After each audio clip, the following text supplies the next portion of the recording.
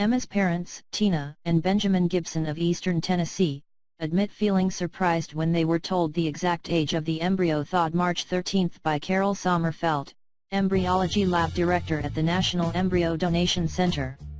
"Do you realize I'm only 25? This embryo and I could have been best friends," Tina Gibson said. Today, Tina, now 26, explained to CNN, "I just wanted a baby. I don't care if it's a world record or not."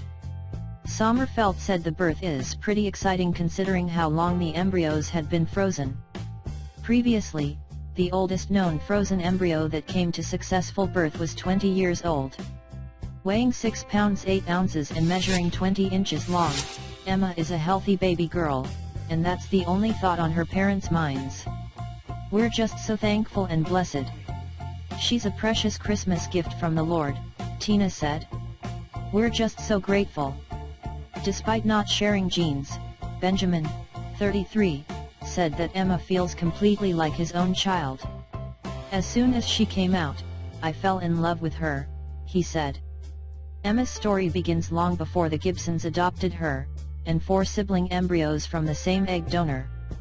Created for in vitro fertilization by another, anonymous couple, the embryos had been left in storage so they could be used by someone unable or unwilling to conceive a child naturally.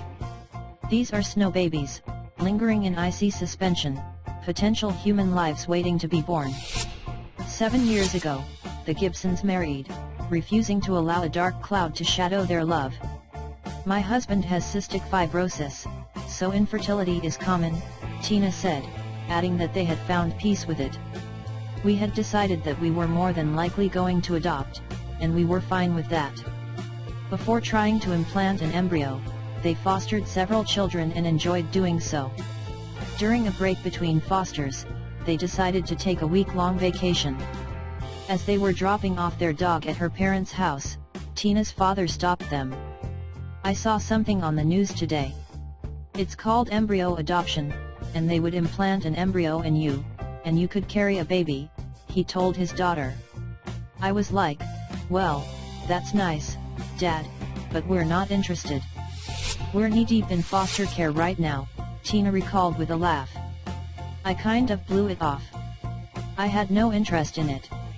But during the 8-hour car trip, Tina could not stop thinking about her father's words. "It was playing in my mind over and over and over," she said. Hours into her journey, she turned to Benjamin and asked what he thought about this embryo adoption. He too had been thinking about it the whole time. Tina started researching on her phone, sharing information with Benjamin as he drove. "I knew everything about it before I got off that vacation," she said. She knew, for instance, that the National Embryo Donation Center was based in Knoxville, Tennessee, and could facilitate a frozen embryo transfer. Still, she was not immediately ready. Weeks passed. "During August of last year, I just came home one day, I looked at Benjamin, and I said, I think we need to submit an application for embryo adoption," she explained. "On a whim, we filled out an application and submitted